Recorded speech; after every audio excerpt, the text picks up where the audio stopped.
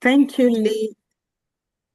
Thank you, Lee, and thank you all participants for attending this second session of this wonderful masterclass program organized by AGRA. So I am here together with my colleague. I don't know what is happening. There is a strip on the picture, but anyway. So I am here together with my colleague Raina, and he will start the first part of the presentation, and I will continue with the towards the end of the presentation. So my name is Patience Chindong, and I originally come from Cameroon, but I'm based here in the Netherlands, and I am also the co-founder of EuroAfric and Raina will explain a little bit more about what we do at EuroAfric. I will start then by just sharing my screen, if you don't mind, just a sec. Let me upload the slides.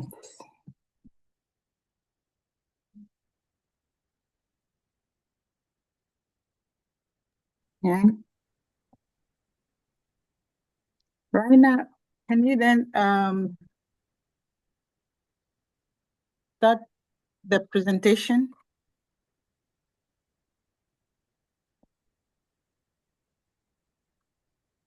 Hello, Raina, are you there? I don't know what is happening. Okay. I would then just go ahead with the presentation. I don't know whether Rainer is in the group and he was supposed to start, but I will just go ahead. And he can intervene anytime to take over. Sorry, Raina, you have. Go ahead, Raina.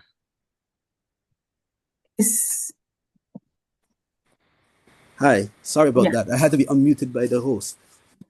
Greetings, everyone, and welcome to this session that will deal with processing and to boost nutrition quality and market appeal. I'd like to start with a small introduction about who we are and what we do. In EuroAfriLink, we facilitate producers, sellers, and new crops in introduction from Africa to a corresponding partner in Europe. So we help with the paperwork, the inspections, and we give education aspects to learn what the market in Europe is expecting or looking for. So Ms. Chindong has begun this company in the very beginning, and she's been very busy with it with many universities, and we met. And from there, we started to work together on developing everything from the phytosanitary straight up to the marketing and the clients and potential other uses. So we will now proceed to the rest of this presentation, where we will explain how we can support African farmers, producers, manufacturers, and governments in entering into the European market, and also how to optimize in the local market and regional market. Can you switch the slide, please? Yes.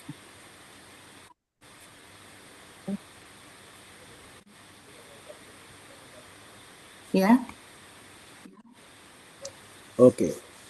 In this course, what we expect for you to learn from us is to understand what our company does in regards to export, distinguish between the different types of food processing groups and the novel classification system for them, learn about different processing techniques that you can implement for selected crops or maybe future crops that might become of value within the African continent, and challenges facing small and medium enterprises in scaling due to the gaps in processing technology and global compliance.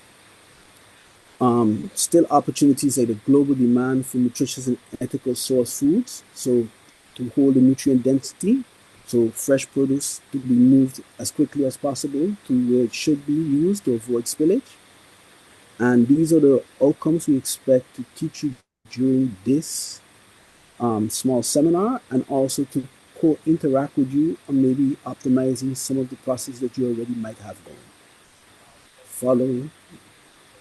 So this is an example of some of the products that over the past years we have been able to export from Africa, which involve various fruits and vegetables like avocado, citrus, cashew nuts. We also did different types of oil from Africa. So things like argan oil, things like olive oil. We also did shea butter, shea oil as well. And these things we then moved toward Europe to different consumers from different things, from cosmetic all the way up to edible goods. So today we'll be focusing mostly on edible crops and explaining what we can and cannot do to move them into the export market, and which techniques we can use to preserve the quality of these crops to hold them at optimum presence in the market. Following slide, please. So here is an idea of the trends in the different categories when it comes to the basic goods and how they stream off into either a manufacturing or a service economy. So where you see the categories, or the 4 specific categories that deal with processing. And when you see in the green, it's when they're used directly into a product. When it's used in orange, is when it's used to make a secondary product. So for instance, combining a tomato paste or a dried tomato in another product to make a next product. And then you have the ones that have a combination of both. And then you have like full recipes by companies and branding in the category 4, which is the normally ultra processed foods. So these show the different levels in the usage normally between companies to develop this. Following slide, please. Now we're going to deal into the different types of processed foods by the groups, a brief explanation, and then we'll discuss how it's affecting the fruits on a molecular level, plus what is the outcome of it, and where are the benefits and where are some disadvantages of it. So, next slide, please. Yeah, okay. So, first we need to figure out, what do we call processed foods? So processed foods are foods that have been changed from their natural state, so like how we pick them, and usually by adding ingredients like salt, sugar, fat, or preservatives, or through different methods that change the form and the availability of the nutrients or the proteins within it. So we normally use processing to extend the shelf life and the nutrient density of fruits and vegetables, and to keep them available for food security for a longer time. So the main goal is to preserve Reina, as you go ahead, I think people are struggling a bit to hear you. There's a bit of a sort of a rainy sound, or there's something about your audio that is a bit, you're struggling to hear you a bit. Okay. Thank you for that. Can you hear me clearly now? Yeah, you're clear, but then there is that background noise that is sort of distorting your sound. I think you would have patience. Can you mute your mic? Maybe it's doubling. Maybe. Pardon? If you mute your mic, maybe that's what the doubling is. Yeah, I have already muted my mic. Oh, let me see. All right. Let me continue because there's no other noise really here in this selected office. So I'll try again. So with the processed foods, we're talking about that by doing certain processes or adding certain substances, we can change the form and the availability of the nutrients by affecting the proteins or nutrients, or what they call biomolecules within a substance.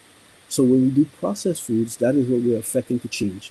Examples of this vary from sauerkraut, which includes probiotics in it, which is basically a saltwater brine, all the way up to pressing oils, which last for a period of 4 years in normal circumstances. So these are different things how we process food, and we'll get more into it as we go and we analyze each group further down. So the main goal of processing food is to keep the nutrient density high and to allow it to store for a longer period of time, so you don't have the problems you have with just natural food that is spoiled after a period of time. So spoilage. Can I go to the next slide, please? Okay, Lee, I just want to ask if the sound quality is better on your side. Yeah, we're still struggling a bit. I don't know what's happening. Oh, now it has stopped for some reason. Yeah. Oh, okay, then it's back. I'm sorry about the sound quality, Sound. but here has no rain and whatsoever. Mm-hmm. All pretty secluded in one of No. Your so own audio, your own audio is very clear, but there is this background noise or sort of it's like rain. So that's the one that is distorting your audio. But otherwise, your audio is very clear. But I don't know what's happening there. Okay. If anything is unclear, please put it in the chats, and then I'll repeat it again. So then after, that way I can make sure that everyone is up, or they can write me questions after patients, and we'll deal with it. So we're now going to show the 4 groups and a basic overview, and then we'll go into a deeper overview. Group 1 is normally unprocessed or minimally processed. This is like, for instance, when you have crops like ginger and turmeric, where you use, for instance, ultrasonic cleaners to get all the dust off, or you pass them through washers to clean the dirt off. Most fruits and vegetables that are grown outside are done with this type of processing as a primary processing before any other processing is done. The reason why this is done is because soil contains microbes, though beneficial, can also be detrimental in the food chain. An example is of these, you have gram-negative and gram-positive bacteria in the soil, and these bacteria help in the metabolism of nutrients in the soil, but for the human health and in the gut can be dangerous. An example of that is E. coli. E. coli is found readily in the soil, but is not good for the human system. Though we do have in our gut our own form of E. coli, E. coli from the soil normally disrupts our system. So that is what you find normally with the group 1 is more about cleaning and sanitation, which is the primary start of processing. The second one, group 2, is more when we take the extracts, like fats, and we convert it into oils. So we create oils, fats. Sometimes we dehydrate through adding salt and sugar to extract moisture out to make things more storable for drying or other processing. So that's what you find normally in the group 2, which is a minimum form of processing. Sometimes citric acid is also used to maintain color before processing into freezing or other forms of processing. Group 3 is processing culinary ingredients. These culinary ingredients are normally after a combination of 1 or 2. Can't hear. Can you hear me clearly? Yeah, hello? Judge. Yeah, Raina, just go ahead and maybe finish this slide, and then probably patients can take over from the next slides, because I think audio is much clearer. All right. So group 3 deals with processed culinary ingredients. And these ingredients are normally set up in a way that they can be easily used by consumers and can be stored for a very long period of time. I would like to ask people if they have any idea of some of these that pass through the first 2 groups that I explained that they can name from their local environment, like for instance, argan oil or shea butter or any others that they can think of. Hello?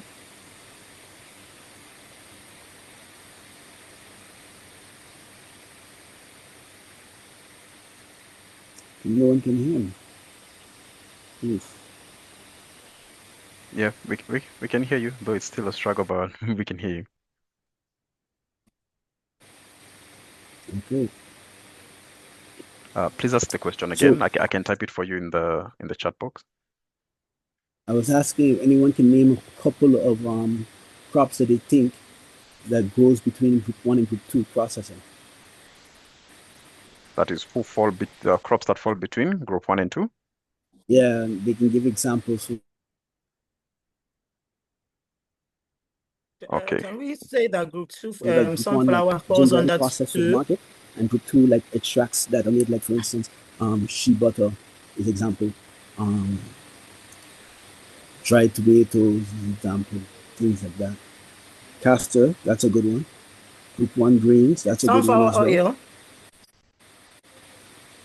Palm oil also.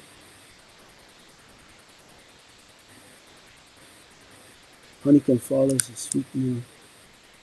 Honey, honey by itself is actually, it falls under multiple groups by itself, because honey, as a beekeeper as well, honey has both a protein aspect and it has its self-preservation with it, with small parts of the pollen and propolis from vegetation. So honey is a very interesting case. So it falls as a sweetener as well, and also as a food completely, because it's affected by yeast as well if it's not processed well.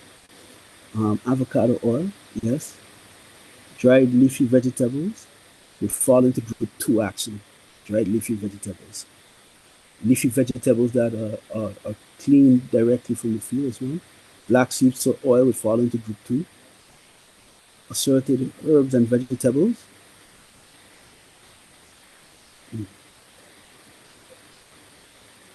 Cheese seeds. One. Yes. DJ gave a good example of going from group 1 to group 2. Groundnut oil is also a very good one. Soya oil, both of them are group 2. Cheese would be more in group 3. Coffee group 1. Coffee fall between group 1 and group 2. The first part of the berries, and then after from the berries, you have to slowly roast them, and then you fall into group 2.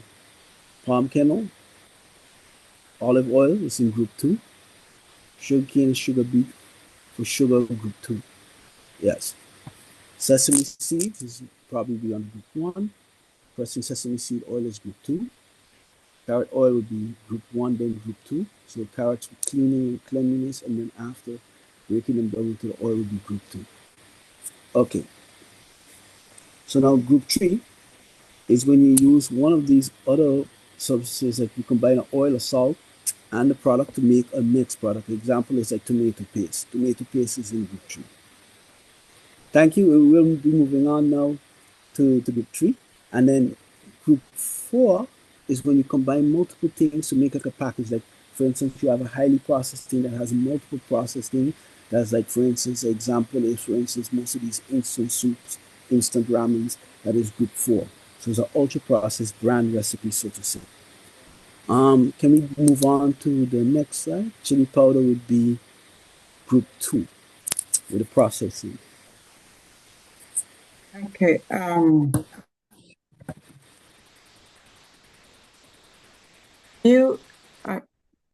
Okay. Patience. Yeah. Should you, because they're having problems with me continuing, do you want me to leave you continue because you're clearer for them, and then after I follow up with the questions and everything? Okay, no problem. I can do that. All right. So please, can you then give me yeah, my camera is out, or I can just take continue anyway. So now the idea, okay, Raina has already given you the different category of food process of the food that we can process, and starting with group 1, he said it is unprocessed, and you can also process it minimal. Minimal process is required for this group 1 food. So these are just some examples of it. So for the minimal processing, it's almost like you just have like vegetables. I don't know if you can put a little bit of my video on, because I wanted to show an example. Go ahead, Patience. I don't have the video on. You should have now. Okay, just a sec.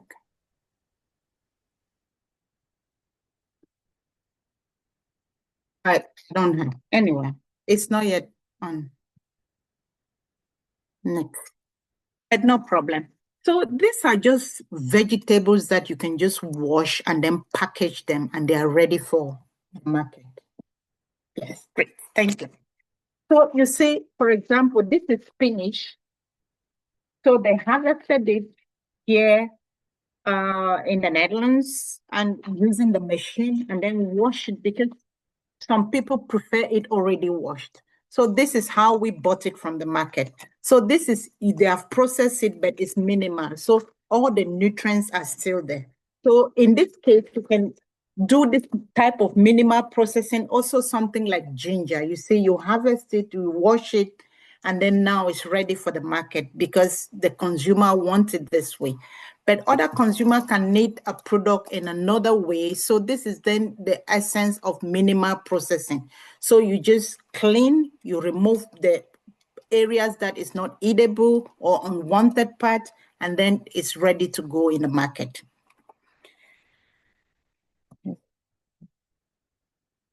So these are then some examples. I already explained to you the case of ginger, the case of fresh juice. So you can press your citrus apple, press your oranges, and then you have juice ready for drinking. You have corn, you know, some of us in Africa, we eat fufu, you know. So with that one, you just take the corn, grind it, you have already processed it, but all the nutrients still stay, and you have white and brown rice, or even just frozen vegetables, you know. You package them, you put them in the freezer, and every time you want them, you remove them, and they are still good to go. So these are then the type of processing that you can live here today and even start thinking of doing this ginger business and also starting a business with it like that if you have not yet started. Okay, now we go down to group 2. We already said these are processed ingredients for cooking. You can extract that from oil, from seed, from nut. So in this particular set of group of food, the method you use to be able to extract the final product from it is either you do pressing, you do grinding, you do crushing, and you do refining. So in mind, when you have, okay, Raina has already read some of the examples of the type of food product you can find in this group. So I will go ahead and just make mention of the ones we prepared, just few of it. You say palm oil, you get it from the palm kernel.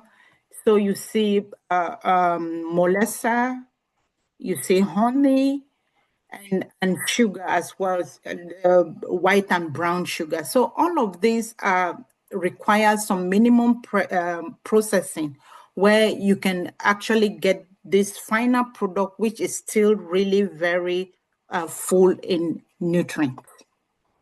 Then you have group 3. This is then where the processing actually comes in, and it is a little bit intense. In this situation, for group 3, they actually transform the food product, adding sweeteners, for example, sugar and honey in a product. I will show you an example. For example, this one can be in group 3 because this is pineapple in chunks, right? And they have also at times also added sugar to it to make it sweet. Or at times they just put the juice of the pineapple back in the pineapple chunks. So things like that. So the idea is to preserve it because with this it can last even for a month or for series of weeks before it gets bad. So you can also have additives, for example, giving color to a product. For example, you have margarine or butter where you can add yellow color to it to give it that intense yellow as well, and other substances just to enhance it and make it more appetizing, and you can preserve it for a very long time. So these are examples. You see tomato paste. This is an example of the tomato paste here. So it is from the group 1 product, which has already been processed, and now you can store it for much longer time. You have vegetables also soaked in salt. You have candies, sweet, that is already soaked in sugar. And you have nuts that are also coated in sugar. So all of these are group 3 processed food products. So now there are also hidden sugar because normally the amount of sugar you need to consume per day is 3 tablespoons sugar. Say, for example, you get up in the morning and you take your breakfast or tea and you put your 3 3 tablespoons of sugar, and you say, okay, I am really done for today. But then you feel like you have craving, and then you go for banana.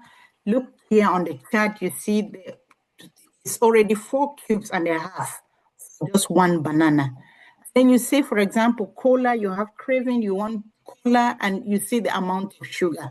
So you have to really be careful with this processed food that you already see out there and the amount of sugar you have, because there are also some dangers associated to consuming too much of this sweet or sugar and salt in your food. So as you can see on the chart, there are processed food with sugar in it, and there are also natural products that you have sugar in it. So in either case, you have to be careful with how you consume this processed food. Now we go down to group 4, which we will come back with the method on how to process this different group category in the next slide. So you have this ultra processed food, meaning these are actually at industrial scale. So you see industries that are use extract from, say, oil, from fats and starch and proteins to enhance their food product. At times, this product, the product is not even actually from group 1, but they actually manufactured it in the lab to be able to process this group 4 product. So it is really, at times, it is actually synthetic. So that is why you say product with group that falls under this category, because at the European Union, it feels like this, I don't know if you can see it, on the packaging, on each packaging, you see from green to red. So green, it means all the nutrients are there, is really organic. But when it starts going to red, it means it's at this ultra process stage, and which is like a danger for people, for consumers in the market to understand it and then choose wisely, make conscious decision of their food. So example of such product, you have Coca-Cola, and you have also orange juice, you have cookies, you have all these other product dips, like when you go for a party and you have all these dip that you used to eat, at party. It's really something that you have to consider because they are added sugar or salt in it. So, however, there are advantages when it comes to processed food. At the beginning, Raina already said you process food to increase how it appeals to the consumer, as well as to preserve the shelf life. So this is then one of the advantages. It helps to preserve the food because, say, for example, with this pineapple, I said it can last for even a month, whereas with a fresh pineapple, highest is 2 weeks, then it starts changing color and it's not more fit for eating. And then the next advantage of this processed food is as a result of the food safety. Yeah? Because when you process it, you preserve it, and then all the qualities, especially when you have not added any extra feed to it, then the food safety guarantee of the food is secured. Then with the processed food also, you can help to maintain the nutrients of the food, especially when it comes to fortified food. Say, for example, like rice fortification, you can add iron and folic acid to it, which actually helps to give that nutrients, especially to people who are suffering from malnutrition. Then it's also convenience for our daily life. Say, for example, people in Europe consuming exotic product, for example, those from Africa. So you have product like pineapple. It's difficult for Europeans to grow pineapple here in Europe. Why? Because it's not economically viable. You can't grow them in a greenhouse. It costs a lot.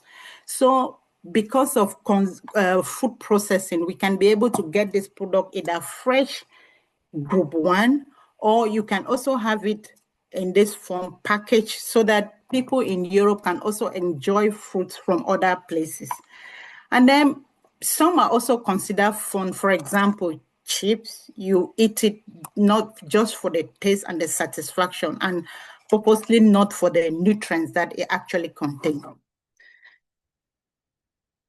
But however, there are also dangers associated to processed food. So you think, for example, the high content of salt included in some product to preserve it, that can actually result to heart disease and stroke. For example, chips and crackers and pizza. You can also think of artificial sweeteners that is actually a high risk of obesity or type 2 diabetes. And again, added sugar, we can overemphasize that one because as a result of weight gain you will have. Again, you have this unhealthy fats that can be used to preserve the product. And in that case, when you have it, for example, when you have like this choco milk and pies and cakes and sausages, this is really difficult, and it's not good for your health. Say, for example, heart disease, it can cause heart disease. So now processing techniques which are then the techniques that you can use to process food so that you still maintain this improved nutrients that is needed? Can you maybe cite in the chat for me some examples that you think, because we have named a lot of products here: pineapple, fruits and vegetables, oil, butter and fats. All these are goods that you can process.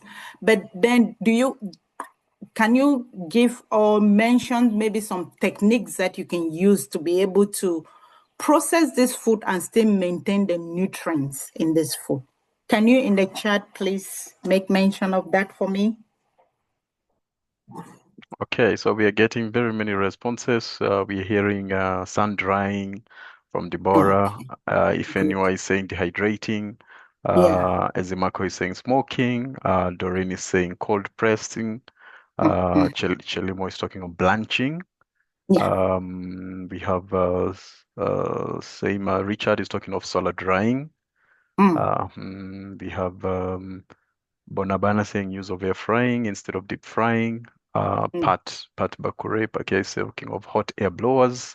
We have again salting from Sarah Kezia, and many more responses. Great.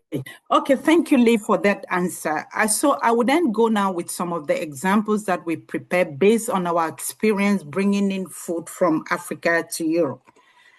So the very first one is we will go with the traditional method that doesn't really need that much cost for you to start it right away when you leave this session.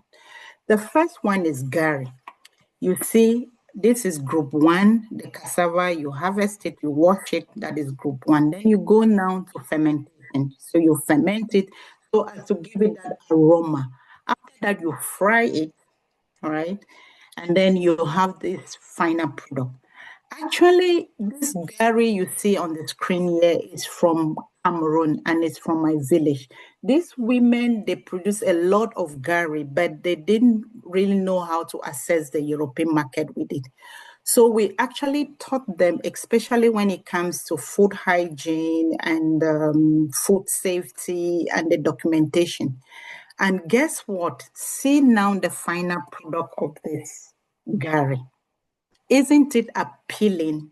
When you see it like this, don't you feel like to eat gari? Because every time I look at it, in fact, I run to the shop to get one. So you see how it is being branded. You see gari from Babungo. So you actually know where it comes from. And Babungo is in Cameroon. So this is the village where it comes from. And see how it is portrayed, women who are producing this gari. I look at them as this healthy, strong, and sexy women. Not only women with headscarf or because the way we portray agriculture at times in Cameroon or in Africa in general is very, it's not really attractive. You see, they look at agriculture as a punishment. But look at these women. They can't read and write, but their product is already in Europe. If you Google Babungo Gari, you can see it online.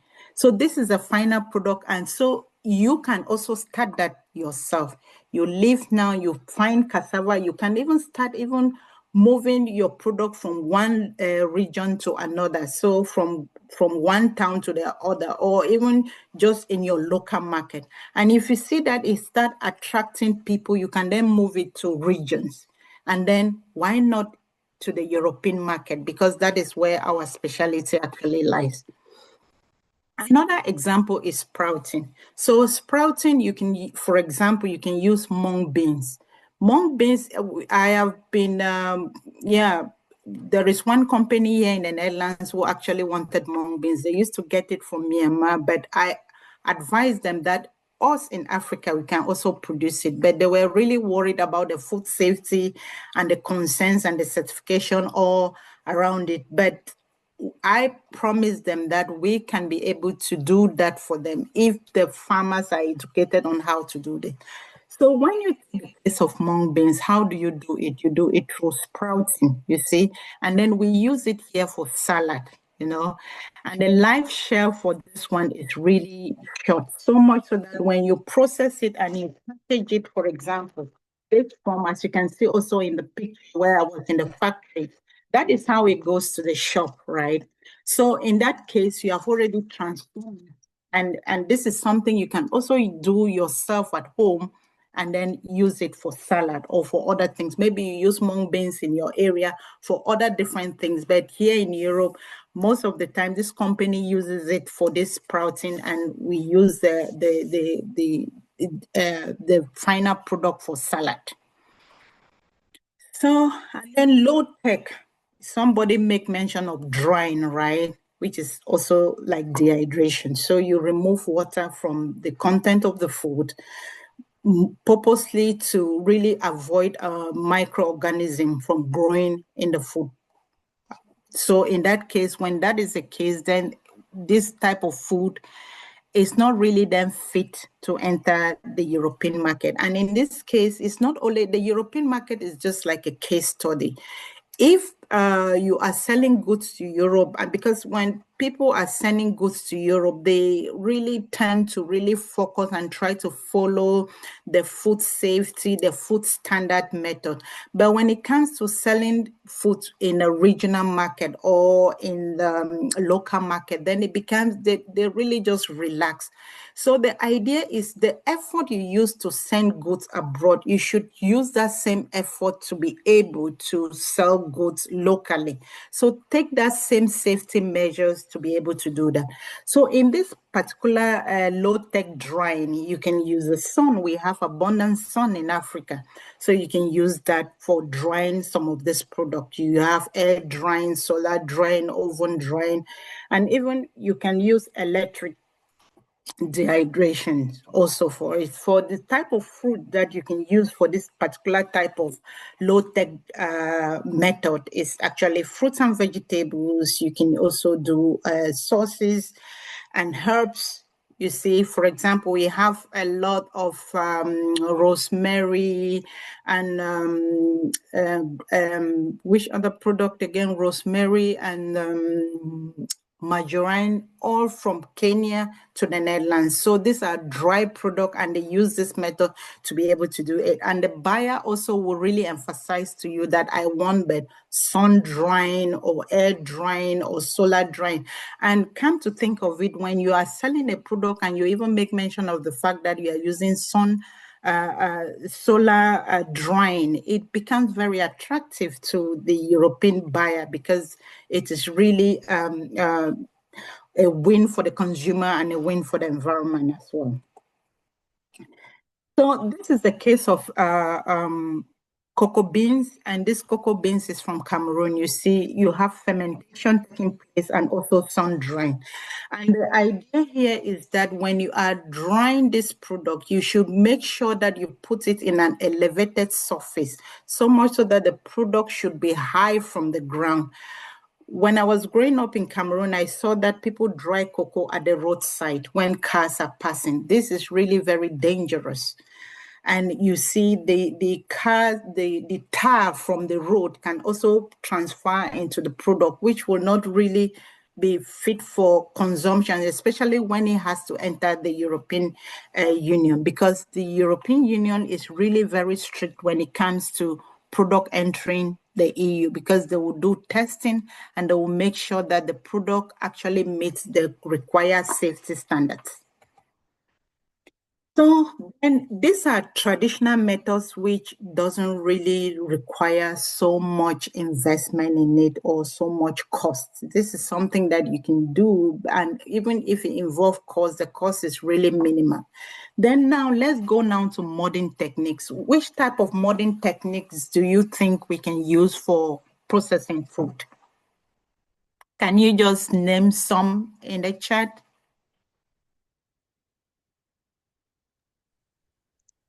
So we have Tandekile who's talking of vacuum sealing. Pat is talking of milling, Chelimo fortification. These dehydrators, same to Linda was talking of dehydration. Ruth saying pressing. Tandekile again is talking of freeze drying. Okay, thank you. So now let's go now and see some of the, this minimal invasive terminal treatment. Rainer is really an expert in this because despite the fact that he is also involved in bringing it, but he's also lost like an engineer. He's really very, very good in it. Rainer, can you jump a little bit and explain a little bit on this one? Because the way you explained it was really very nice. Okay, we'll go into the new techniques. And personally, what I feel with Africa growing the way how it's growing with production and food and quality, there's a lot of new crops also emerging in Africa that I didn't get to hear get pulled out, but I'll go into that in detail now. So we have things like cold pressing. Cold pressing allows for the proteins not to be disturbed, thus giving you a higher quality of biometabolites to use. These biometabolites affect our health in a certain way. Example of some of the research I've done in the Westland here with in Quetzal with grapes is another example. Cold pressed grapes have a type of chemical in it that helps restore cellular health, revitallin, normally found in darker grapes, not lighter grapes, but this chemical is only found, biochemical is only found in its natural state. If you heat the grape a lot, you lose this biochemical. So having different temperatures for different products of which you're processing them affects your end product as well. So for instance, in tomatoes, we can extract also things like lycopene. And if we go too high in temperature, then we lose the quality of the lycopene. The lycopene is not as bioavailable as at low temperatures. So sometimes in processes like freeze drying, which has a high impact by going to a very high temperature, and then after heating very slowly to remove water vapor to transform it directly from a solid state, which is ice, directly to a gas state with skipping the water state and keeping the cells intact, you get better biochemicals out of these products. You have a better color because of the non-heating process. So it's almost as good as you have the crop itself. You can always rehydrate them to almost get readily crops. And I see freeze drying as one of the best things that can come to the African continent at this moment because it allows for long-term storage, emergency supplies of food also that can be shipped anywhere, and it will help in the availability of crops across the continent that maybe might be grown in one region or the other.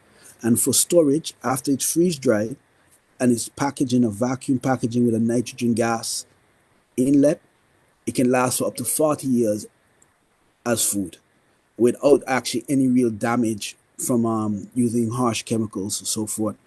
Also, the form of dehydration. Dehydration is also a very interesting one because there are some crops that do not ship well. And these crops include like soursop, sugar apples. They don't ship well. Certain types of banana don't ship well as well. And if we can use dehydration, we can get these niche crops onto the market. And it's a benefit for both the farmers and the producers and the processors to use as a leverage point. An example of how processing has changed the world and how technology has changed the world to ship is the crop mangosteen. Mangosteen in the 1860s, one mangosteen would get you 1 million British pounds for one, because it was impossible to get one to England at that time. Now, mangosteen is still a very high value crop. It's the queen of fruits. And it's now valued at about €5.50 a pound at the end consumer because of the quality of required for the crop. India has now also decided to build it up, but these crops are example of where processing can come through.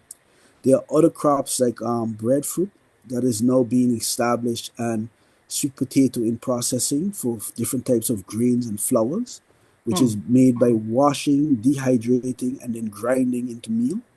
And this is now paving the way for new standards in nutrition for health for people due to gluten allergies, and the fact that gluten also is, if it's below 13% protein, is not considered quality meal. It also keeps the health of many consumers well by having the GUI index different, which is the glucose unit index that allows you to keep your blood sugar at a standard level without being too high. Pressure processing. Okay.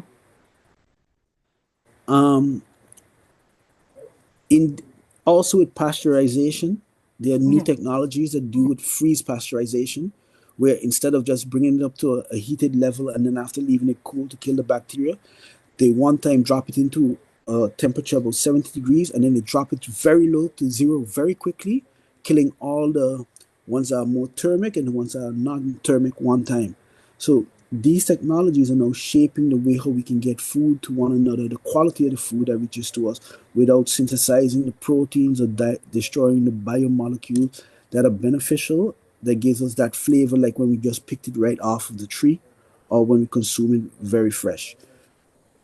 I hand it back to you, Patience. Okay, so the idea here with this invasive thermal treatment and minimally invasive thermal treatment is actually using heat, and as Raina was explaining, but the problem with this particular method is consistency. You need to have a particular temperature that you use for all the produce. So, for example, if you are using heat maybe to dry maybe your potatoes or your mangoes that you have already that you are processing, it should be consistent, because today is not good quality, then tomorrow is bad quality. So, and then with some of the product that you can use to process it this way is actually milk, pasteurized milk, as well as fruit juice, and also ready to eat meals. I see them now in the shop here in the Netherlands, a lot ready to eat meals. So this is that for that one. So now when we were also talking about cold press. So the case of shea butter, you see, before, this is how our women did shea butter. So this is actually shea butter from Ghana. You see, they'll pick the nuts, then roast it, grind it before you come out even with the shea butter. With this particular method, it is really very difficult for you to be sure that the nutrients, see, they're using this charcoal fire. How do you really know where it's too heat or it's not too warm or the nuts are burning? It's really difficult for you to control it this way. I know expert they do, but it is really difficult to control it this way and to say with certainty that the nutrients in this shea butter is still there. Unlike the cold press, which is the modern method of doing it. And when we are selling the shea butter here in the Netherlands, we actually emphasize on this cold press so that the consumers should understand that all the nutrients in this shea butter is still intact, because you simply just take the nuts and you pass it through the machine, you press it, and the oil just comes directly, meaning everything is intact. So this is then the case of the shea butter. So you get it from the tree, the women bring it, select it, and then they take it to the factory, because these women, they don't have this machine. They take it to the factory, which is cold press. And when you cold press and allow it to settle, this is how it looks like in this bucket. Then it is being packaged now into boxes and then shipped to the Netherlands. So in these boxes, you can then still process it and really just, because this is then our own brand also, where we repackage it again into smaller quantities, ready for consumers who don't want to buy like 18 kilograms of bucket of the shea butter as this one is. And this is the butter being delivered also to big wholesale buyers, and they are doing inspection to see whether actually what you claim, whether it's organic and everything is still there. So they will do the inspection and then they will tell you. So this is how this process works. And you can also have the shea butter oil. You know, this is also really new for some consumers, and they prefer the oil rather to the fat of the butter. And then again, another case is ginger. As I said, this is minimal processing, and you can also use modern technology. So for this ginger, you can use the traditional one, you wash it with your hands, or you can use the modern technology, which I will show you later.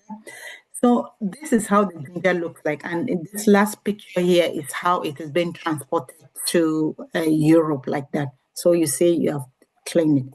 So let's now, so this is then the final product, how it looks like. You see here, this is what I bought from the market. Okay, so this is how it works. So the ginger is brought from the farm, and then you use this high pressure water to clean it, so much so that the skin should still be intact, right? After that, they expose it for drying. So now, as you can see, it carries it in the conveyor belt to the next stage, which will, so the product now is being transported to the conveyor belt to the next stage. In this case now, you need the machine to be able to do this, because if you want to supply a client for, say, 40-footer or 20-footer wholesale buyers, then it is difficult for you to do it with hand. And you see ginger flaps. So this is then the next stage where because maybe the consumer wanted it this way or the buyer wanted it this way, but most of the times the buyer just wants it fresh so that people can buy it in the market. So this is the next stage of the ginger. So this is something that you yourself, you can do right now, live in this place. By the way, we are also looking for a supplier of ginger. So if you are in the ginger business, we can get in touch after. So that is it. Another way of processing food is fortification. Fortification is actually just adding like the nutrients that you need in a particular product. In this case, we do fortified rice. And this rice is mostly served for people who are really suffering from malnutrition in some areas where you have war and things like that. So how does that work? So you have the rice, you add the nutrients that you want, maybe B12, iron, and what have you. Then after that, now you do, you either boil the rice with the nutrients or you just add it to the rice. And then you do intruders. So these are machines that can, say, for example, you blanch the rice, then it can then produce the rice and the rice grain for you. And then after that, what happens? You have the drying, the cooling, then box storage, then packaging. So at the end, we have our fortified rice with all the iron, the nutrients that is really missing with some of these children like that, where you can share. So this is plain rice and this is fortified rice. So this is just an example of how it can be done, and you can also do it yourself. So increasing market appeal. When you have already processed this product, what do you think? You can write maybe some things in the chat that you believe that after processing your product the way we have already explained can really lead to market appeal. What comes to mind when you think of processed food and market appeal, especially selling this food to Europe? Because most of these fruits are from Africa. You see, this pineapple is from Africa. Mango I bought the other day was from Ivory Coast. So what do you think can be the thing that is appealing, that can really make buyers want to buy product from you, either processed or unprocessed, minimal process, or actually processing it in cans as this one, or even like this one. This is white pepper that has been grind and then now it's ready for use. So what do you think can really be appealing for the consumers to be able to want to buy your product that you have already processed? Can you give some answers in the chat for me? Yeah, we are getting responses. Sarah Adebayo is saying packaging and properly labeling. We have Adi saying quality, packaging, and consistency. Amede, packaging and labeling. Ruth, package. Bonaba, nutrient content of the processed foods. Convenience that comes with the food. Then attractive packaging. There's a lot of feedback on for our packaging. Processed fruits are visually attractive and so on. Okay, great. Thank you. So these are then the strategy when it comes to the European market, and I wish that should also be for you. Standard and quality should be the key, the core, the vital part, because whether you are producing organic or non-organic food, it should be safe for consumption, right? So that is then why standards come into place. You have to meet the European standards to be able to bring your food here, because at the custom, they do testing. They will take your product, test it. If anything you said, you claim that, for example, you process your tomatoes and all the nutrients are there, they will test it against the nutrients that you have already make mention. And if it is not there, it can result to rejection because it will be like false information. So quality for the European buyer or for consumers in general should be key. And quality meaning you have minimal pesticides or fertilizer involved in your product. And even if they do occur, it's biological fertilizer. Right now, we are negotiating a liquid fertilizer from Europe to some African countries, which is also approved by the European Union. So in that case, now you are really sure of the fertilizer that you are spraying on your crop, because with that, with the crop, you can be able to sell it back to Europe. Unlike using chemical fertilizer where, say, for your cocoa beans, and you cannot bring that cocoa beans back into the country because they will be rejected at the border because they find it there. Another person talk of packaging, which is really very interesting. So you have to talk about eco-friendly packaging. For example, you see this packaging for Gary.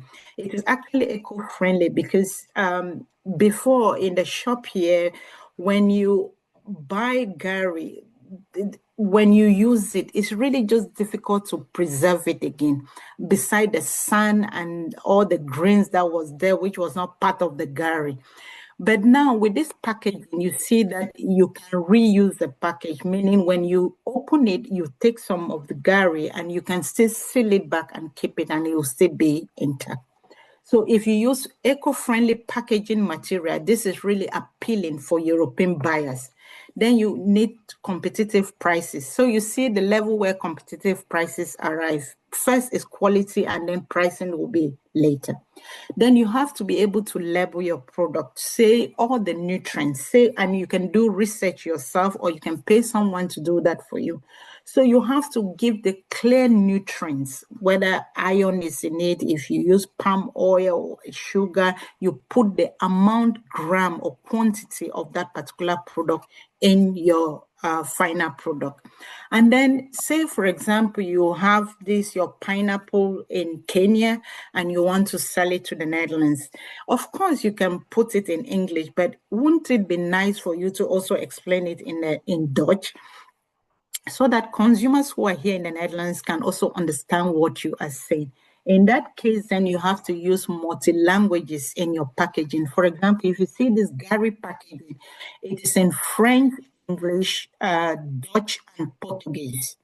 So just to reach a wider audience. Then you have certification. If you claim your product is organic, then you need proof for it, and the certificate is what proves that your product is what you said you are. Then storytelling. It would be nice to make mention of the origin of the product. Say, as with the Nilotica shea butter, we said it is handpicked by women in northern Uganda. So when somebody is buying, they know that this nut and that produces this butter is coming from this particular region. It really just makes it unique, because Nilotica shea butter, you cannot really have it. You don't get the trees anywhere in the world beside northern Uganda and South Sudan. So that story really sticks with the EU buyer. So aligning that with international market, the case of the European Union. In that case, to be able to sell your goods here, as I said, they are really very strict when it comes to goods entry, especially processed food, because of the amount of sugar. European EU consumers, they want to know the origin of their product and how it is being sourced. And if possible, you really give them an explanation of how you process it. So just to create transparency, and they want to know what is entering their body. And I think you should also do that. So in that case, the critical steps you need to understand is, first, you need to understand EU food regulations. And even if you are not selling to the EU, you are selling from, say, Cameroon to Nigeria, you need to also understand the regulations in both countries so that you can be able to sell your goods with no problem. And the very first one you need to understand is food safety. As I said, whether it's organic or non-organic, when people eat this food, they should be able, they shouldn't fall sick of it. So just to emphasize on this food safety, when you see this tomato here like this, what, in your opinion, can be the problem with this tomato when you look at it? Can you write for me in the chat what you see and what is the problem with it? Adi is saying it's clear that it's infested. Good. Yeah, actually, this tomato is snake bite. So you see, at the beginning, you see on process, you can just wash this one and take it to the market, and you think you have already done a lot, which is the poison stays inside. Meaning, if you take these tomatoes and in a bag, and then you mix it with other tomatoes, it will affect the whole bag, which will not be fit for consumption. So you have to really be careful with what you buy and what you process. If you see that this first part of the processing is not good, throw it away and go only for tomatoes that are full, they are not infected, they are not broken, and things like that. Then you have this herb, right? It is actually, so hazard analysis critical control point. It's actually for you to just prevent. Prevention is better than cure, we say it, right? So when you see things, how to prevent some certain hazard, pathogens, or even bacteria from entering your food, then you have to do that before it gets late. And to be able to do that, you can also use technology to be able to help you. For example, you can buy food and see maybe hair in it or even sun in it. These are things that maybe with your bare eyes you cannot see.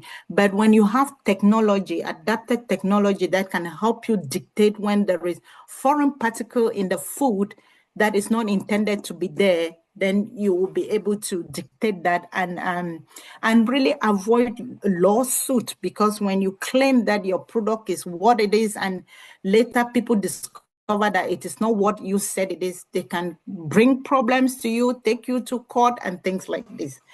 And then you have this also, let me see. So this International Organization for Standardization, these are also really very important certificate when it comes to processed food. Then again, quality, I cannot overemphasize on that one. When your quality of the product, quality speaks for the product itself. And here in the EU, that is really top of the buyer's list. Because when you send 40-footer container and the quality is not good, what will the buyer do with 40-footer container? It needs to be destroyed, and you have to pay for the government to destroy it. So these are then type of the things that we avoid, or teach people how to do that so as to avoid that. When it comes to labeling, you have to also state that whether there are allergens. For example, if you are using a machine to process peanut, you shouldn't use that same machine to process other nuts or other seeds. It should be only for that one, because it can be result to cross-contamination. And then the nutritional facts. In every product, you have the nutritional facts. You see, for example, this one, it is clearly stated. You have to state the amount of iron, salt, or sugar that you have included in your product, and it should be how you said what is the, based on the testing that you have already done, to know exactly the quantity of sugar that you put in how many servings or how many teaspoons. You have to state that, and state that correctly. So some of the certification that is really very attractive to sell your processed product to the European market is like when it is organic. Most Europeans now are going for organic product. They are really just tired of non-organic product. So if you want to make more money, then you can sell your organic product. And these are some of the certifications. Smarter is actually to make sure that you have follow also with the ethical sourcing of your product. And then GACP is actually for medical plants, to make sure that you harvested and process it, maintaining all the nutrients as it's supposed to be. Then you have that certificate that you can be able to sell your medicinal plant abroad and in other countries. Then you have this technology. To do processing, you cannot ignore technology, because people are evolving, and trading has changed in ways that you cannot just imagine. Imagine you sitting in Nigeria now and selling your product to the Netherlands due to digital marketing. That is really very, very important. And then one of this technology is a smart shot chain, and this is actually pioneer by the Food Insight. They are based here in the Netherlands. We are partners with them. They do this track and trace. And when you want to compete in this European market, this technology is unavoidable. So farmers, they want to know how the product left the tree right to their plate. You see all the steps that it go. This is your factory. This is where you do the processing, even transportation till it arrives their plate. So this is really very, very important. And this is also what we emphasize when it came to the Nilotica shea butter and also avocados from Kenya. So this is now the case study. As we said, the shea butter from this Uganda exporter, what they did, they used the cold press machine so that all the nutrients are maintained, and the shelf of the butter is long because it can stay for even 5 years. So what they secure is Global Gap and the organic certificate, which made them sell their product per kilo much higher than the normal price. So what has resulted for them using this technology and maintaining the nutrients is that they have secured 300% export growth in the European market for the next 2 years for their product. So you can see the truck bringing the product in and out. So as you can see, to do processing, you have traditional methods which you can do, but you also have modern method which you can also do, but then consistency is also some of the challenges. How to even get the money to buy some of these machines is labor intensive. There are all these challenges that are involved, food safety, getting the certification. These are all challenges that you will meet doing processing. But how do you then overcome these challenges? First is the knowledge gap. You need to be able to educate yourself about the processing that you want to do, be it for fruit and vegetables, for fruit and vegetables, spices, oil, everything. You need an expert to be able to tell you, or you need to ask from someone or do research. But you need to close that knowledge gap. There is no excuse blaming others that, okay, they are not helping you, or the government. If you are just counting on the government to help you all the time, it will really be difficult for you to evolve in your expanding your business the way you want. Then you have to think of investment. You need to invest time in your business. You need to invest energy and resources. In this case, money. If you don't have the money yourself to put it in there, you can also look for funding. For example, you have this Horizon EU funding, which is funding opportunity that support project that has to do with Europe and Africa combined together. Then technology is really unavoidable because people want to create that trust that what they are eating is actually what you said you are providing. So in that case, track and trace is unavoidable. You need that technology in your processing to be able to move forward. So again, to be able to move forward, you have to think of partnership. And what does partnership brings to the table is that you have this expertise from this particular company, and you are having this expertise. Together, you people can bring your expertise together and then share in the profit that will result as a result of that. So in that case, how do you then do that? You have to go to your government agency. You go, for example, to the Ministry of Agriculture or to the Ministry of Trade, or when they are advertising export promotions, you go there, you pay, even if it is just minimal payment, or because you need investment. There is just no way you cannot invest in processing. You go to these government agencies, you go to these ventures, to this fair, and then just ask questions, collaborate, network with people, find out what is new in the market and how you can go about it, acquiring this technology. Then again, you need to work together with buyers, people who want to buy your product. So you start small, you take a little bit to the market, or just for free, you ask people when you eat, what do you think? Is it too much salt? Should I reduce? You ask questions. And when you have all this feedback, you incorporate it back in your product. So when people are selling, say, for example, ginger, right? One buyer is not a one-size-fits-all requirement. Every buyer has their own requirement that they want from a particular product, maybe in terms of packaging, maybe in terms of size, maybe in terms of, they have different requirements. So you have to get in touch with these buyers, understand their needs so that you can incorporate it in your product and how you process it. So knowledge transfer here is really very important. Now, working hand in hand with the buyer is really very important as well. Research institution cannot be ignored, because when you want to come up with a niche product, right, you need to know, you have to research it and then see how it plays out in real life, because in a blueprint, in an ideal world, it can go really very well. But when it comes down to the real life situation, how does that work? So you need research to be able to advise you on how to go about that. So this is then your roadmap, moving your product in your country, say from your one location to the other, from the northwest to the southwest, or even moving it across regions from one country to the other, or moving it from Africa to Europe. This is then the roadmap you can think about on how to incorporate that in your business. So first, you have to upgrade your current practices.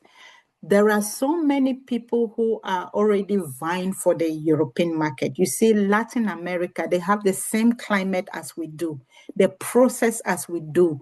They do almost the same thing that we do. But the advantage we have in Africa is that we are closer to Europe than Latin America. And time plays a very important role when it comes to trading or even selling your product or even making it appealing to the buyer, because when it takes 12 days to reach Europe and it will take 2 weeks over there, they will prefer your 12 days to 2 weeks, even if the price is low, because they'll be able to sell also. You have to think of investing in technology. This is not the time when, yeah, you can do it with the hands if you want to sell only a little bit, but I don't think you can wash 40-footer container of ginger with the hand every week, because like the buyer is looking for 40-footer container every week. Will you be able to do that with your hands? If you can, that is fine, but I advise technology is a better way. Then when you think your product is organic, because you truly believe that it is, have as proof, which is the certificate you will use. Lavish digital marketing, because it is really very easy for you to stay maybe in Tanzania or Kenya where you are and bring your product to millions of people just by a click of the button. You put it there online and people are able to see. So you have to lavish this digital age. So now let's go now to the conclusion. Are you getting something from what we are saying already? Does this make sense to you?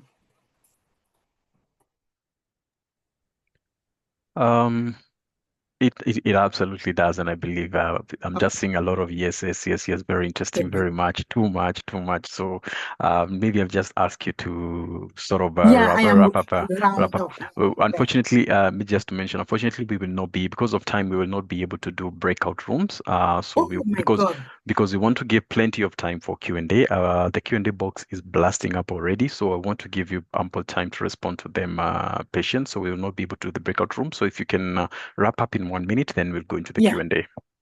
The most important thing that I want to say is that knowledge is key. You have to learn how to do these things, and you start small. Don't start with 40-footer at once.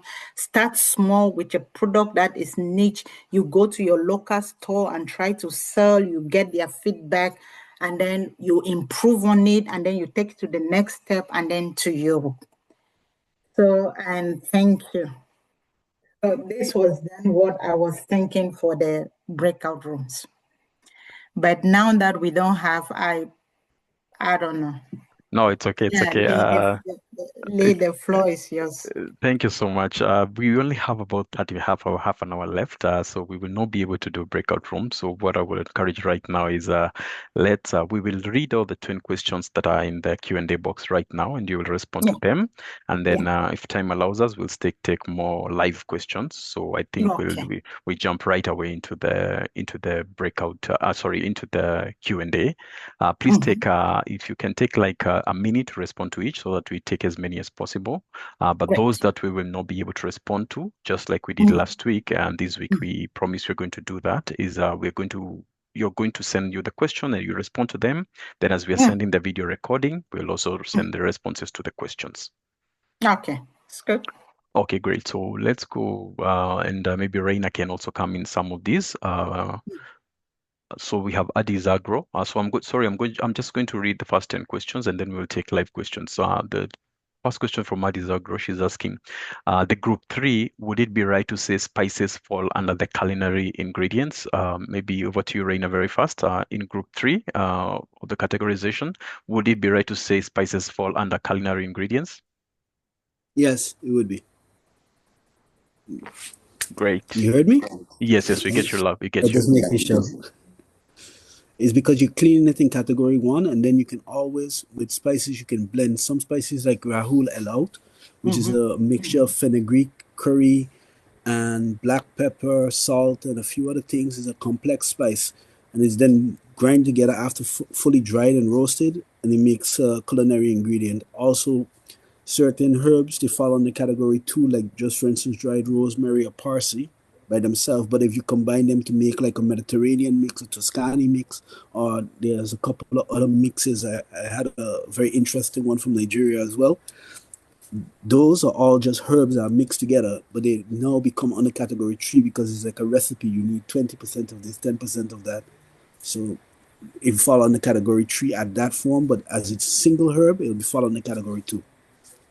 Okay, thank you. Maggie's question related to that. What about leafy vegetables? Are they in group one? Yeah. Group Yeah, one. if they're like this, yeah. If they're just cleaned, they fall under group one. But if they're processed further, for instance, you can make things like what is that now called? If you can process it further, like pesto. Pesto is an example. It can be processed further in pesto. Pesto will fall under category 3. If you then take it and you dry it, it'll fall under category 2 because you have 2 steps in that process that you have to do. It doesn't really need the salt or the sugar to dry herbs, but on some vegetables, they use salt to extract flavors. Like, for instance, if you dry aubergines, you normally use the salt to take out the bitterness. So then it can be sun-dried, and then it'll fall in the category 2, as well as only just salt being used to actually extract it. So they have different steps, and that affects the category they fall under. Thank you, Reina. Maybe just a follow-on question, and this one is from me. In terms of accessing the market, especially with the European market, in terms of the requirements within those processing categories. Let's say, for example, I'm here as a business person. One is in classification category 3, another is in category 2, another category 1. Are there more stringent rules based on specific categories? Well, to be honest with you, with processing, I wrote it in the chat earlier. There are a few things that you need to be just on that you'll get anything done in processing. One is consistency. So what you put in is what you get out. You can't expect to put a bad product from the field in and get a good product out. Uniformity, that you can reproduce the same flavor and taste every time in. And then the last one is avoiding contamination. Those 3 things is the main things in processing. So understanding your process from A to Z and being able to reproduce it all the time as a standard. Once you can do that, you'll be able to pass all the criteria normally for Europe, because when you're going through it, you'll go through tests, and the tests involve like microbiology to make sure that there's no contamination from the air. So that means you have a good, clean air working system. Normally, HACCP or so on that level that you pull the air out.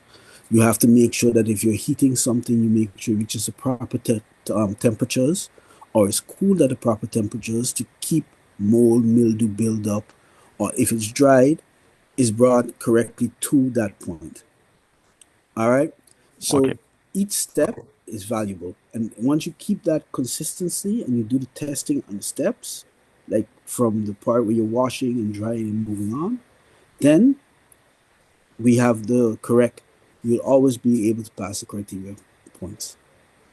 Okay, thank you. That's clear. So I'm going to jump to Jemima's question, and I'm struggling to understand your question. So hopefully Patience or Reina will understand the question. The question is, what is the role of fermentation in relation to products that will be consumed commercially? That depends on what is your end product. So I'll give you example of a couple of examples of fermentation. Let's say we look at Russia, for instance. Russia makes vodka. And we can look at the Balkan. Balkan makes a type of brandy. The fermentation is used in that process is a bit crude. They wash the potatoes, they boil the potatoes, they crush the potatoes, and then they allow the potatoes to ferment to break down the starch into sugars. That starch into sugars is what they call a mush, and that mush is then later distilled to make alcohol. Alcohol is the end product. So in that product, you're breaking down a complex sugar into a simple sugar to then be later distilled to create an alcohol.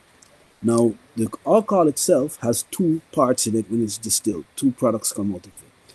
The headers and the footers, and the alcohol itself that is used as an ingredient to drink, or can be used as a flavoring, or can be used even to go further in manufacturing to make essences and stuff like that, or perfumes. So the header and the footer is actually methanol involved in it. And methanol is poisonous to humans. Ethanol is what we consume. So the methanol is separated and normally used inside of medical applications, for applications to the skin, applications to wounds, for cleaning certain things. And it has its place. While the ethanol is where the end product is that you want from that form of fermentation. So that is one example of fermentation, where you break down complex sugar to get a simple sugar and then make an alcohol. On the other hand, now you have fermentation, which is found in like cabbage. It's a very good one to give. Cabbage in the Asian communities is used to make kimchi, while in the European communities is used to make sauerkraut.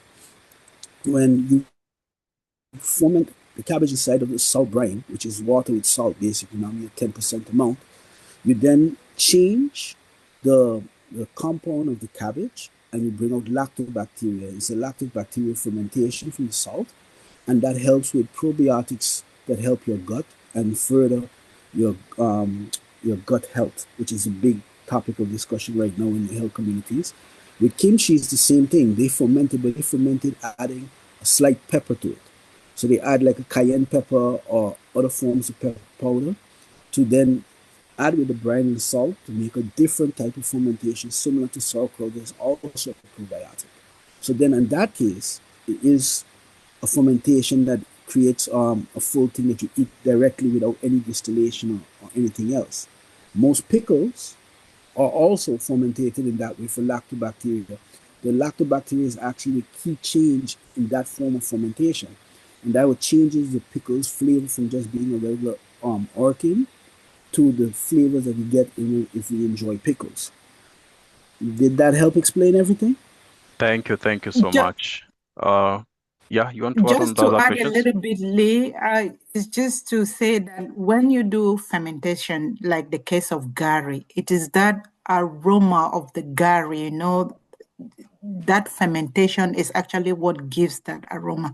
And it is also the same with cocoa beans, So, yeah, so the aroma that will later result to having good chocolate is what the fermentation does to the product. So that is a stage to get the final product the way the consumers they want. Yeah.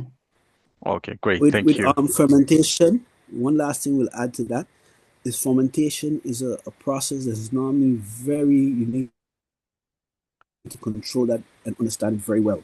Because if you don't understand it very well, you can stop the fermentation before it's time, or you can upset the fermentation and change your product completely. So a good example that we just was talking about alcohol, if you make wine is done in that fermentation and then stopped. But if there's a peak, a spike in heat or cold, the wine changes from wine to vinegar. And then you have vinegar and not wine. So you end up with a totally other product, and sometimes an unsellable product if you don't keep an eye on fermentation. You have to keep an eye on pressure sometimes, because pressure might build up as well. Some fermentations need to be burped or release some of the gases that come from, and other fermentations can stay for a very long time without this. So it's important to know the steps when you're doing any product and what the end goal that you want to get from the fermentation. Thank you so much. I hope that was a good response to Jemima. So let's go to Sarah Adeboy's question. She's asking, what is the ideal temperature for dehydrating vegetables to preserve the nutrients? Also for grain like beans, fresh pap into dry pap. So what is the ideal temperature for dehydrating vegetables to preserve the nutrients? For every vegetable, I think there are different ideal temperatures depending on what your outcome is. Normally what they actually do is a low temperature, about 50 degrees to 30 degrees over a consistent time of 12 to 24 hours, it depends. Sometimes they actually do a high temperature, like in the case of like onions, you can do it on a high temperature in the oven for like 2 hours at 220 degrees. So every case is different. And depending on the beans that you have, it depends also. Because some beans have certain proteins, like one asked a question in the group about baked beans. Baked beans are normally produced at a very high temperature. And the reason why it's done at a very high temperature is to break down certain proteins found in it. So for every product, it's not one set thing, but it's normally a process that is specific to that crop or that variety of crop. Okay? Is that a clear answer? Yeah, just to add to that, you see that vegetables also, you have there are some vegetables that are hard and there are also some that are soft. So as Rainer said, then the different temperature really applies to which type of vegetable you want to preserve. Yeah. So even with that, if in some cases, some fruits and vegetables, depending on the temperature that you use, you can change the flavor of the end product that you get. For instance, some get more bitter, some get more sweet. Example is garlic. If garlic is done at a very high temperature, it becomes very bitter. If it's done at a low temperature, it stays sweet. So it all depends on what you want to, how you want to get to your end product, or how you want to shape it, and that is what normally culturally makes certain processed products, like for instance soya sauce or shrimp paste in different countries, that they're made a specific way. So they choose a protocol that gives them the flavor that they want, and they reproduce that protocol by keeping the temperatures and the process exactly the same for a very long period of time. So when I mean period of time, I mean every batch is the same reproduced. So they make sure the temperatures are the same, the outcome is the same, the water quality is the same, to make sure that every time you try it, it tastes the same way. Okay, great. Thank you, Reina. Thank you, Patience, for that. So there's a question here by Adi Zagro, which is not very clear. So Adi, I'm going to give you 30 seconds to ask this question so that it's more clear. I'm asking you to unmute. Please confirm, unmute. Adi?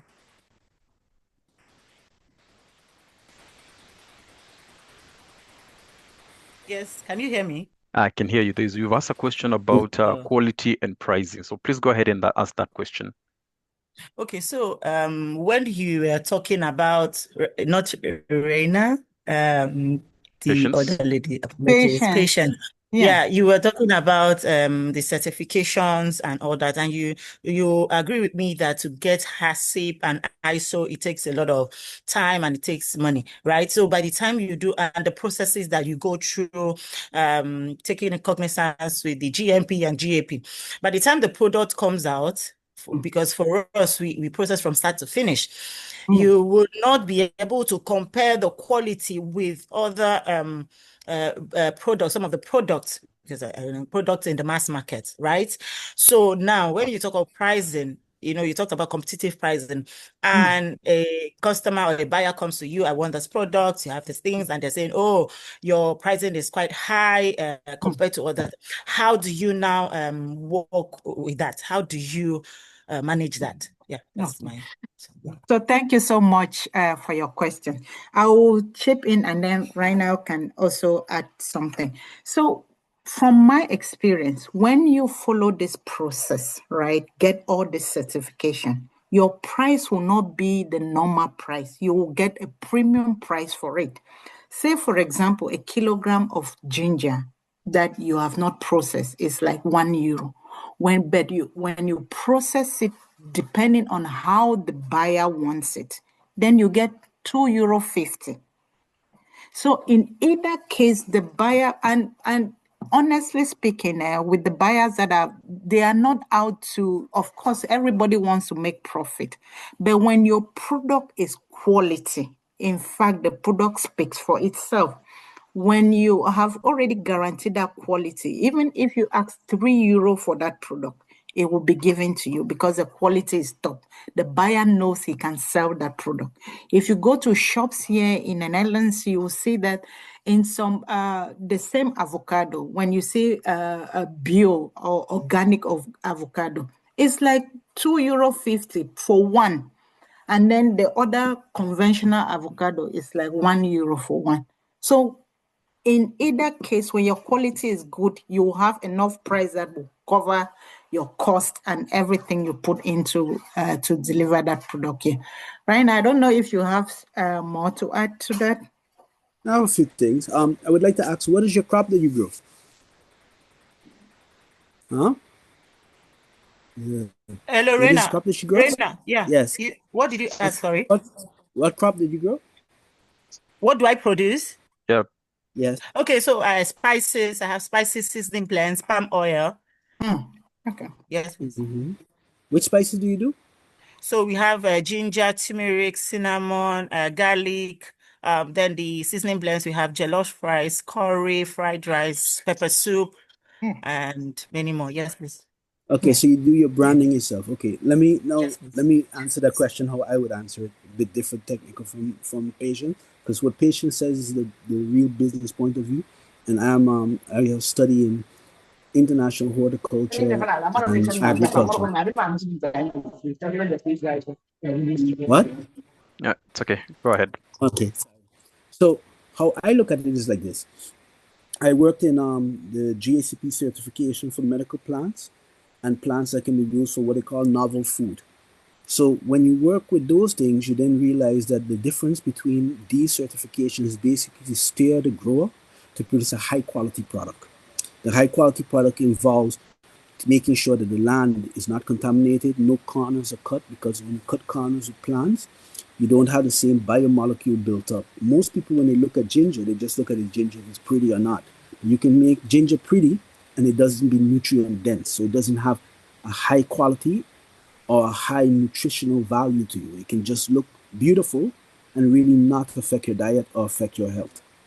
So when you normally get these certifications, they ask a lot of questions regarding your production method for track and tracing, and not only track and tracing of the product itself, but what goes into the product, what happens around the product, who works on the product, how often you check the product, whether it gets diseases, whether you sprayed pesticide to kill a disease, because all of that affects the plant health. And if you're testing and you spray pesticide, you see that the sugar content in plants drop after a pesticide spray. It recovers in a couple of days or weeks, depending on the type of crop, but that changes the end product that you normally get. So most of these certifications for like the production, they aim around reducing the chances of you having a harmful chemical or a chemical that slows down the metabolism of the plant, and maintaining the health, what they call the environment, the abiotic and biotic factors, basically, that you can control around it. So in the case of ginger, there's something called gingerol, and gingerol in top quality product is very high. So you would find people paying high quality for high quality ginger because of the gingerol content in it. That content will give a stronger aroma in drinks, a better taste in flavor, and depending on ginger, I wrote something about that in the group. Depending where ginger comes, they have different effects. So the African continent is known for fiery ginger with a kick. So anyone who wants to have like a strong ginger with a spicy aftertone, they buy African ginger. If you want a very aromatic ginger, you normally buy Jamaican ginger. And if you want a very soft ginger, you buy Chinese ginger. All right? So also, where your land of production affects the flavor of these crops. So African ginger is considered the best for spicing, is considered the best for strong drinks, right? But some people, they need a lighter taste, and it comes down to the consumer.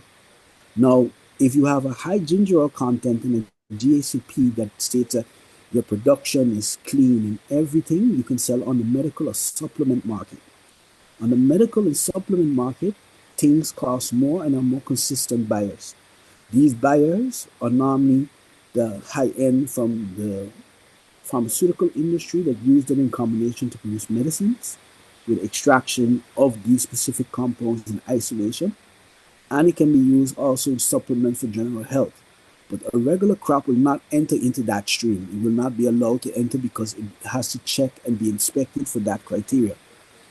So that is why the certification process is important. But in the case of what you say with cost, I would recommend, because I really want to see Africa grow. Me and patients have been talking about this for a good couple of years. There should be a step by your governments to help you guys with taking group certification, which means that they can then allow them to certify all companies at a certain fixed rate with the companies that give the certification. So that would mean that you can contact ISO and say all the farmers that work at ISO will come through the government, but at this fixed price. But you have to have also a representation of the farmers to do that. And that way you can make sure that you get a lower price on certification. Okay. But that has to be done. Yeah, that has to be done as a group. Yeah, sorry, Reina, I'll have to cut you off because we need to take one more Sorry. question. But I think Sorry. that's very well explained, and I think also the issues of the standards and certifications. We have a session next week. Our masterclass will be on standards and certifications, and so we'll get a lot of guidance on that because I believe there are bodies who have come together to also do these sort of group certifications and standards. So they support and especially women-led agribusinesses to sort of do these certifications in groups. So we'll hear more about that next week. We'll have a good session on that. But thank you for hinting on that. Thanks. So we'll go to maybe get this as the last question, and then the rest of the questions will be answered when we respond, when we send out the recording. So probably this question by Sam Obi is the last question. So I will ask you, Reina and Patience, to just be fast on that because we need to wrap up in the next 7 minutes. So Sam is asking, quality standards differ both regionally and globally. Quality standards vary both regionally and globally. One of the key challenges preventing producers from fully participating in value chains is the issue of meeting quality requirements. How can producers at the grassroots level navigate these quality control challenges to better integrate across the value chain? And this question, I'm tempted to defer this question to next week, where we will have this question these questions answered on certifications. But I think because the answer that is asked now, maybe we can take it very fast and then we can wrap up with this question. Okay. Quality, food safety and quality is actually the priority for the EU government accepting food from other countries except the European Union. So when your goat is coming in, it has to really meet the EU standards. How do you navigate that? The idea is, take, for example, a farmer in the village that doesn't even know how to read or write or know what is even in the soil or how to even control the quality when processing this. As I said, you need training and you need guidance to be able to do that. You have to reach out to the experts who explain to you training or who handhold you on trainings on how to ensure this food safety. The other time we wrote a proposal together with the Wagner University Food Safety Department, and it was how to make African product competitive in the world market. And food safety was the core of it. I study at Wagner University, and their food safety mechanism and testing is really top notch. So these are then the type of institutions or people that you can go to help you really navigate this food safety. Besides, we also deal with food safety when it comes to the custom and the buyers, what they are expecting in their product, not what is in the book, but in reality. And this is also what we guide exporters who want to access the European market using our training program. We do the free session every month. So, Raina, if you have to add something, please, you go ahead. My advice to that is, what you put in is what you get out. So if you cut corners, you end up with a lower quality. If you focus on your quality, even with your local chains and networks, and you put the highest quality in, you ask the questions, how is this produced before you put your fertilizer in? What are the for instance, the livestock eating? Is it certified? That helps you overcome most of these challenges.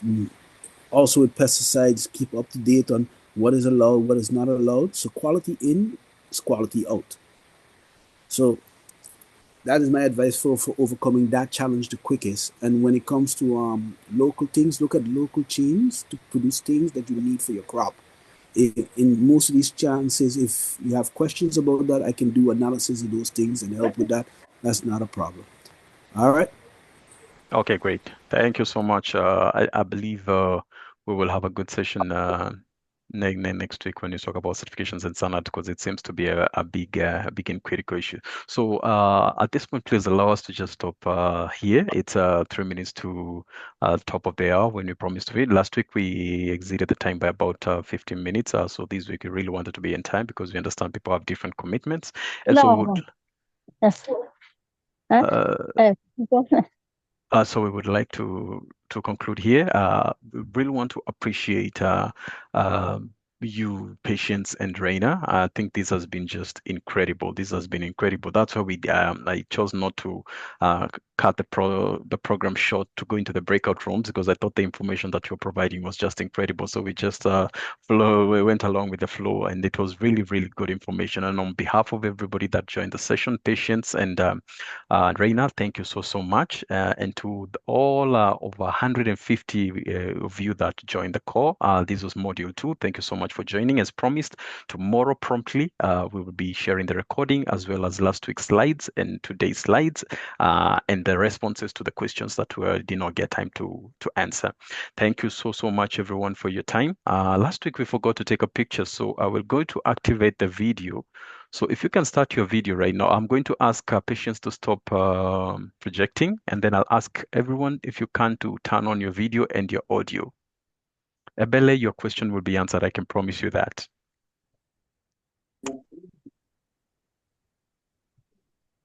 All right. Turn on your video. If you can't turn on your audio, we want to take a screen grab. Awesome. As many as possible.